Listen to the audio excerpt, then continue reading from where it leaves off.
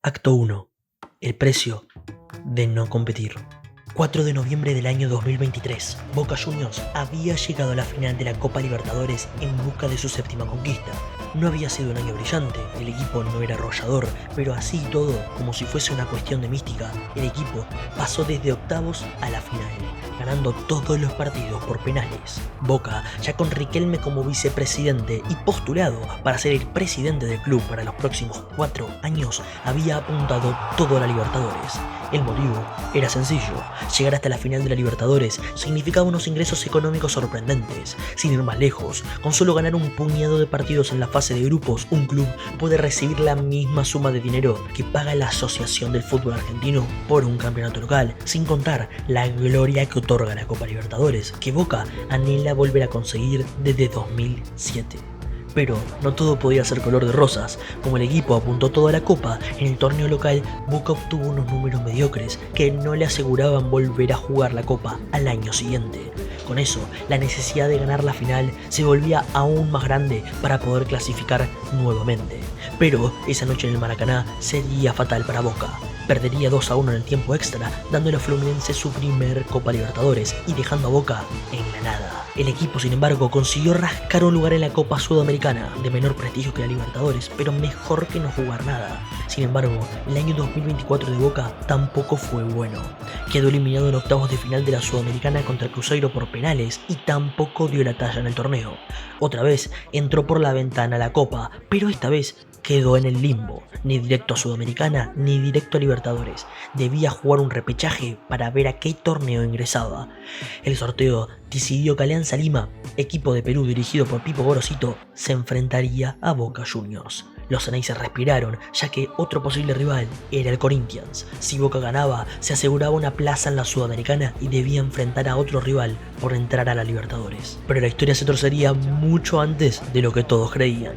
Boca perdería 1-0 en Lima, pudiendo haber sido por más diferencia aún si no fuese por Agustín Marchesín. Pero la derrota fue suficiente para encender las alarmas. 90 minutos. 90 minutos. Den la cara. Porque estamos a 90 minutos de uno de los papelones más grandes de la era moderna del club. Dejen de faltarle el respeto a la camiseta. Dejen de arrastrarse. Y Gago, deja de subestimar al hincha. Algunos decían que Alianza Lima se había quedado corto porque la vuelta era en la Bombonera y se sabía que Boca podía dar vuelta a este partido, porque el equipo de Gago podía no jugar absolutamente nada, pero uno nunca, jamás debió dudar de la capacidad de la Bombonera como fortaleza en la Copa Libertadores.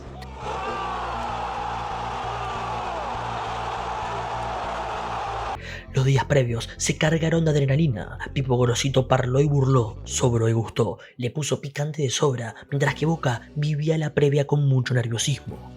Llegó el día y todo parecía indicar que sería como todos lo imaginaron. En los primeros instantes de juego, Trauco, jugador de Alianza Lima, se haría un inédito gol en contra. Parecía que todo era cierto. La Bombonera había infundido un miedo total que había paralizado al peruano y abría el marcador para una noche que podía ser perfecta para el hincha ceneice. Pero el destino tenía otros planes. Hernán Barcos, argentino con 40 años de edad, puso el empate a los 20 minutos del primer tiempo. El partido se volvió encarnizado, pero la gente de Boca empujó y empujó y el equipo respondió. Zenón empató el partido con media hora para el final, pero Boca no lo definió. En los últimos instantes del partido sucedió un hecho que sorprendió a todos. Agustín Marchesín avisó en el banco y, pactado o no, Leandro Bray, de tan solo 22 años, se prepararía para ingresar. Se sabía que Marchesín no era un arquero ataja penales, pero hasta ese día había sido el refuerzo que mejor había rendido, si no era el único.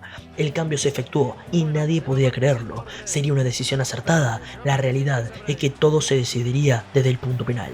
El partido terminó y la tensión se elevó a su punto más alto. Los penales solo le sumaban dramatismo a la situación. Nadie erraba. De los 10 penales, 9 fueron ejecutados con precisión y el último estaba en los pies de Alan Velasco.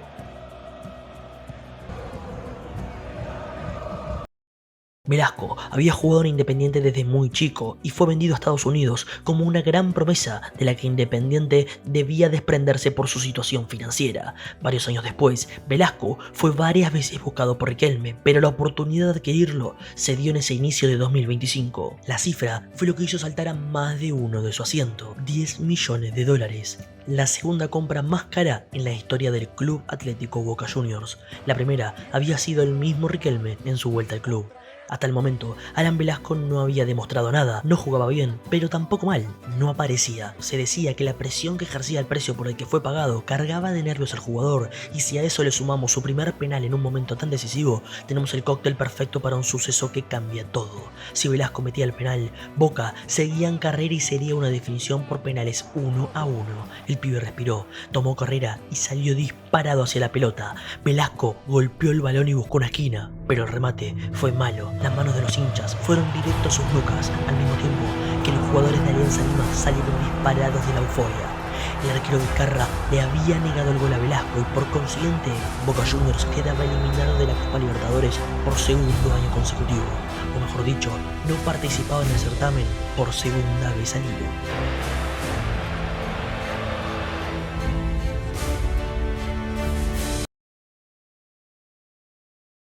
La relación de Fernando Gago con el plantel de Boca está rota. Así se empezaba a definir la salida del técnico Ceneice, llegado hacía tan solo unos pocos meses antes al conjunto de la Ribera.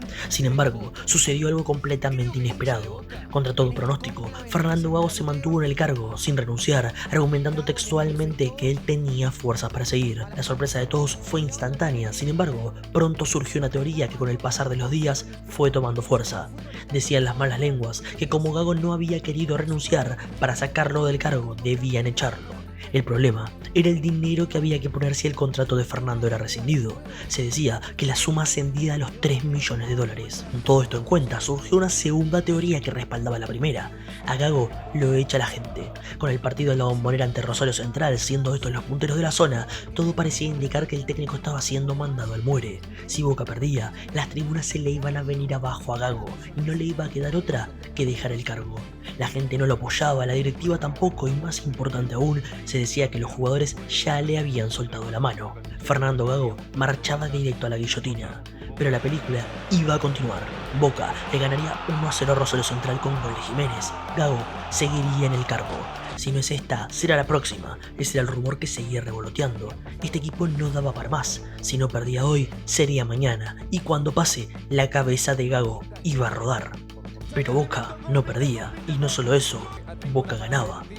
De visitante goleó 3-0 a Central Córdoba de Santiago del Estero y en casa ganó 4-0 a Defensa y Justicia. Triunfos que le darían aire al equipo. Después caería derrotado en Rosario contra Newell's, pero rápidamente se recompuso. 1-0 Barraca Central, 3-1 Belgrano y 2-0 Estudiantes de La Plata. Nadie sabe ni cuándo ni cómo, pero en la previa del Superclásico, después de un golpe tan grande como era la eliminación ante Alianza Lima, Boca era el puntero del fútbol argentino.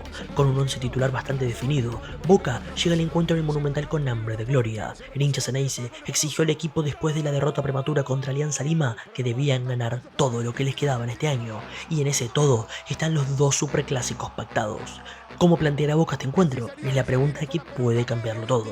Desde la previa, uno puede creer que Boca no tiene por qué ir a buscar los 3 puntos, de hecho el empate le serviría, le quedaría otro superclásico en la segunda mitad del año de local y seguiría siendo el puntero de su zona. Sin embargo, el hincha quiere ganar, o más importante aún, porque una victoria en el Monumental significaría un golpe al tablero, un equipo que tocó fondo y que tuvo los huevos de seguir y de meter y de ganar. Con una victoria en la casa de su máximo rival, con Gallardo en el banco millonario, es un gran paso en la dirección correcta. El equipo ha demostrado mucha efectividad y ganas de sacar esto adelante, un plantel muy bostero, peleador, efectivo, sorpresivo. Gago intentará darle forma y depende de cómo plantee el encuentro, puede llevarse o no la victoria a la Boca. Una derrota lo vuelve a poner en tela de juicio, pero si gana, podría gestarse una historia completamente distinta. Acto 2. El equipo de las 1000 preguntas. 5 de agosto de 2024, vuelta a casa. Marcelo Daniel Gallardo regresaba al club de sus amores después de casi 2 años fuera. Gallardo es reconocido por tomar a un River en reconstrucción y darle una identidad propia. Desde su arribo al club, consiguió ganar torneos locales, Copa Argentina, Sudamericana y 2 Libertadores, una de ellas la final más importante de la historia. No solo eso, sino que quizás lo más importante, cambió el paradigma de River. El Millonario, como su nombre lo afirma, siempre fue un símbolo de prestigio. A lo largo de su historia, River se ha distinguido de Boca por tener equipos que jugaban a la pelota con un lirismo único. Pero Gallardo le pondría su firma a sus equipos, dándole una característica muy especial: la emoción. Con el sentimiento, los jugadores a su cargo le rendían de forma fantástica, trabando y metiendo, pero también jugando a la pelota. Por eso, la vuelta de Gallardo daba un golpe de efecto rápido. Con el muñeco a la cabeza, el equipo pasó por sobre Talleres y Colo-Colo en la Libertadores, además de batir a Boca en su cancha con un equipo suplente. Sin embargo, sufriría un gran tropiezo en semifinales de la Copa cuando debió visitar al Atlético Mineiro. 3-0 fue la categórica derrota que sufrió el Millo, quien pese a todos los esfuerzos de la hinchada que colmaron el Monumental en una fantástica fiesta, no podría revertir en la vuelta. Pero a Gallardo había que darle tiempo. Tenía un plantel heredado de su predecesor en el cargo, Martín de Michelis, y apenas había llegado al equipo hace unos meses. Para el año 2025, River apuntó a ganar la Libertadores. Para eso, debían cumplir todo lo que Gallardo pedía, y así fue. Acuña, Pesela, Montiel, campeones del mundo, llegaron al equipo. A su vez, Martínez Cuarta, bicampeón de América, arribó también. Sebastián de Rossi fue otro refuerzo que Gallardo pidió. $10 millones fue lo que el equipo pagó por su ficha. El último y más reciente esfuerzo, Castaño, colombiano, por el que se pagaron $14 millones. Este equipo ya era de Gallardo y lógicamente apuntaba a ganar la Libertadores. Con rendimientos dispares, el equipo comenzó el año ganando mucho de local y empatando de visitante. Para la octava fecha del torneo, River parecía estar en una calma muy agradable, teniendo a sus eternos rivales eliminados de la competencia que todos deseaban. Pero todo estaba a punto de cambiar. River primero caería derrotado de local ante Estudiantes de La Plata, que era justo el partido anterior a una final que jugaría contra Talleres. Esta final, aunque no significaba nada más que ser un título simplón, River tenía que ganarle a un Talleres muy debilitado, que nunca había salido campeón de un título local en su historia. La diferencia de nivel entre los dos planteles era lógica desde la previa, pero el partido fue un espanto. River jamás demostró esa jerarquía que parecía sacarla a Talleres y el encuentro se fue a los penales. Para ese punto, el hincha de River no lo podía creer. Con un plantel ampliamente superior a su rival, Gallardo no le había encontrado la vuelta al equipo y por eso el partido se definía por penales. Penales en los que Franco Armani siempre fue muy criticado. Todo parecía cuesta arriba para el Millonario, pero increíblemente parecía que Armani estaba inspirado esa noche. Puso la cara por el equipo y consiguió darle ventaja a sus compañeros atajando 2 penales. Pero las cosas inexplicables seguían sucediendo. Gonzalo Montiel, quien acarreaba 100% de efectividad en penales en toda su carrera, el mismo que se había encargado de meter el penal que consagraría a Argentina campeona del mundo, se resbalaba y fallaba su penal. También erraron Rojas, Colidio y finalmente Lanzini. Cuando River debía de estar gozando de un título enfrente de sus rivales que no iban a competir en la Libertadores ese año, el equipo se había ganado un problema solo. Porque estaba claro, Boca estaba en la lona en ese momento, pero en la Libertadores, perder en la primera ronda o en la última es exactamente lo mismo. Llegar a la final no te clasifica el próximo año, y finalistas hay solo 2, y campeón solo 1. Sin embargo, estaba claro que lo peor le había pasado a los de la vereda de enfrente. River todavía no había iniciado en la Libertadores y sabían que jugarla no era lo mismo que verla por la tele. Los siguientes partidos para River serían una pesadilla, y no solo por los resultados, sino por la letra chica de los encuentros. River le ganaría a Atlético Tucumán en casa para reponerse de la final perdida, pero la preocupación comenzó a radicar por la falta de jerarquía que mostraba el plantel, y la tensión interna comenzó a crecer con el correr de los partidos. Empatarían con Riestra de visitante en un partido que deberían haber ganado por goleada. Le ganaron a un equipo del ascenso por Copa Argentina, pero tuvieron sus cositas, y lo más importante, comenzó a aparecer un nombre en todos los partidos. Contra Rosario Central, un rival directo, jugaron mayoría de titulares en la previa al debut de Libertadores, y el equipo no pudo ganar en condición de local. Ese es el problema de River, que pese a no quedar eliminado de nada, no da ninguna garantía como equipo, a diferencia de Boca. El partido contra el Canalla terminaría 2-2. Días después, viajaría a Perú para enfrentarse al Universitario de Deportes. River ganaría con personalidad, dando un atisbo de esperanza al hincha. El equipo no había sido arrollador, pero había hecho lo que tenía que hacer, y con un 1-0 en una horripilante jugada, River se llevaría 3 puntos importantísimos a la Copa. Pero entonces, el equipo volvería a caer en el mismo problema. River empataría de local contra contra Barcelona de Ecuador en un partido desastroso, en un encuentro lento, con un penal al minuto para River que Driussi malograría, sin público por sanción de Conmebol y con el técnico del equipo contrario que parecía salido de una Liga Master. Empate 0-0 contra un rival complicado, si se quiere, pero de local y por cómo se dio el encuentro, una casi derrota. El golpe final sería en casa. Talleres, que le había ganado aquella final, ahora parecía ganarle en su casa con nada, pero el equipo rascaría en la última jugada del partido un empate con un fantástico cabezazo de Borja. River se veía envuelto en una racha de 3 partidos seguidos de empates y debía visitar a Gimnasia en el Bosque. El equipo de Gallardo reaccionó y con una brillantez de Matatueno goleó de visitante en La Plata, demostrando su mejor versión desde que arrancó el año. Con el correr de los meses, Gallardo pareció estar buscando algo que le faltaba a este River, y quizás lo encontró. El joven Franco Matantuono, de tan solo 17 años, llega con unos rendimientos fascinantes que lo hicieron meterse en el 11 titular. Gallardo le dio rodaje y el chico encontró su lugar en el equipo. Finalmente, River tuvo su tercer partido de Libertadores el miércoles, con 3 días de diferencia del Superclásico. Con un mix entre titulares y suplentes, River fue a jugar a la altura de Quito. El primer tiempo fue desastroso. River caía derrotado 2-0 y la preocupación no solo era por este resultado, sino por cómo iba a llegar el equipo anímicamente al domingo. Sin embargo, Gallardo metió mano y con goles de Galopo y Driussi, River consiguió rascar un empate que siempre es positivo en la Copa Libertadores y que vale más si no merece ganar. Ahora River no solo debe, sino que necesita ganar el Superclásico, porque una victoria en un momento tan tenso se traduciría en una ganancia de confianza que puede ser significante para este tramo del año, donde los partidos de fase de grupo se entrelazan tan seguido con los del torneo. En casa y con Gallardo, River debe ir a buscar los 3 puntos y, más importante aún, la confianza que otorga ganar un Superclásico y darle ese golpe final al Boca de Gago.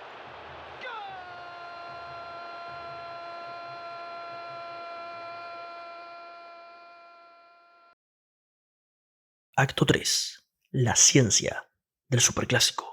Finalmente, después de atravesar el laberinto emocional que envuelve a cada equipo, de entender el peso del pasado reciente y la herida fresca que cada hincha carga en la garganta, es hora de meternos en lo concreto, porque los clásicos no se ganan solo con historia ni se pierden solo por nervios. Ahora sí, pongamos la pelota bajo la lupa, que empieza el acto más frío y calculador de todos. Llegó el momento de los números crudos. Boca llega al Superclásico en el punto más alto de su año. La victoria ante el pincha en la Bombonera por 2-0 no solo fue una cuestión de resultado, sino una declaración de autoridad. Palacios y Merentiel fueron los protagonistas por sus goles, pero el equipo entero sostuvo una intensidad que no se había visto tan constante en el ciclo Gago. Con el triunfo, Boca alcanzó las 32 unidades, liderando la zona A con un cómodo margen de 6 puntos sobre su perseguidor más cercano. Y lo más importante, con una racha sólida que lo respalda. En sus últimos 5 encuentros acumula 4 victorias y un empate, con apenas 2 goles en contra y una media de gol superior al tanto por partido. Boca defiende muy bien, presiona mejor y convierte con mucha efectividad. Tiene ritmo, tiene orden y sobre todo tiene convicción. Pero no todo es solidez en Bransen 805. La baja de Cavani, producto de un desgarro, significa un baldazo de agua fría, porque si bien Cavani venía en una mala racha, nadie puede negar que su presencia garantiza jerarquía y experiencia en este tipo de partidos. A eso se suma que Milton Jiménez, quien venía muy encendido, no llega al 100%. Con la lesión del capitán uruguayo, se evalúa infiltrar a Jiménez, lo que significa un riesgo. Si el físico no responde, es jugar con uno menos. Así, Gago deberá reconfigurar su ataque. Recordemos que al técnico le gusta jugar con extremos, pero en Boca, el doble en un 9 con un enganche es lo que siempre le ha dado resultado. Sin poder repetir equipo, Fernando Gago tendrá muchísima responsabilidad en el partido, ya que debe plantear ir a jugar a River de Gallardo en el Monumental, sin su capitán y con algunas dudas. Se habla de una posible línea de 5, que yo creo es una opción equivocada. El equipo, y más importante aún, el hincha de Boca, necesita ganar el domingo. En la otra orilla del riachuelo, el clima es muy diferente. River empató 2-2 en Quito ante Independiente del Valle entre semana, un empate con sabor a hazaña tras ir perdiendo 2-0. El punto lo deja segundo en su grupo de Libertadores, todavía con margen para clasificar, pero con una defensa que volvió a mostrar fisuras. El equipo no logra sostener resultados ni imponerse en los momentos clave. En el torneo local arrastraba una serie de empates que lo estancaban con 22 puntos en la zona B, pero en la última fecha goleó Gimnasia para recuperarse. El equipo está, el plantel está, River perdió un solo partido en el año, pero eso no es garantía de nada. Borja, goleador y único 9 de área, también está en duda por molestias físicas, entrena diferenciado y será evaluado hasta último momento. La falta de contundencia se refleja en el promedio. River convierte menos de un gol por partido en el torneo local, un número muy duro para un equipo que invirtió como nunca, que armó un plantel para arrasar y que todavía no logró funcionar como una máquina. Gallardo busca respuestas, con un Mastantuono como faro del futuro, dándole confianza e intentando recuperar la mejor versión de los 4 del fondo. Montiel, Pesela, Martínez Cuarta y Acuña para ordenar la última línea y proyectar juego desde atrás. River llega al clásico sin certezas, sin un once confirmado y sin un patrón claro.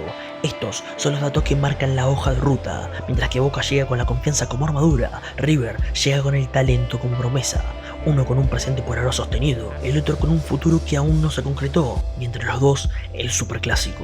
Ese partido que nunca se gana con una calculadora, porque todo lo dicho puede quedar viejo en 90 minutos. Es uno de esos partidos que no respeta el libreto, ni la historia, ni las estadísticas. Lo único que respeta es la pelota, y ella va a elegir, como siempre, al que se atreva a romper todo lo que parecía escrito. Quintero la mete en el área, busca para borrar el remate al arco. ¡Golazo! ¡Gol de Nacho! ¡Gol! ¡Atención que ahí va!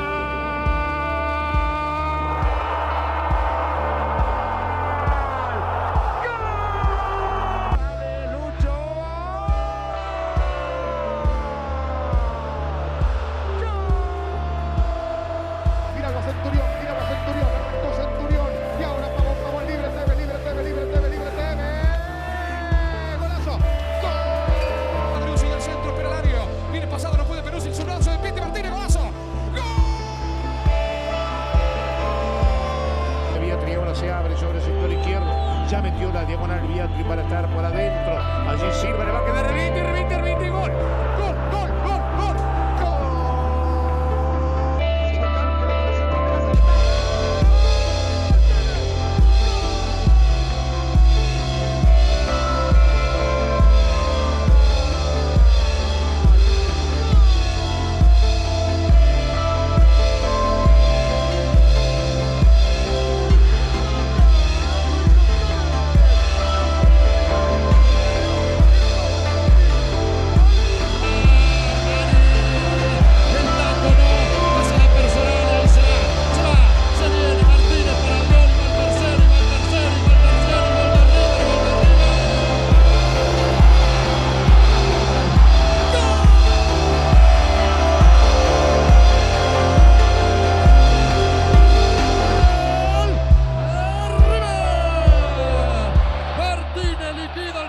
Señoras y señores, 16 minutos y medio.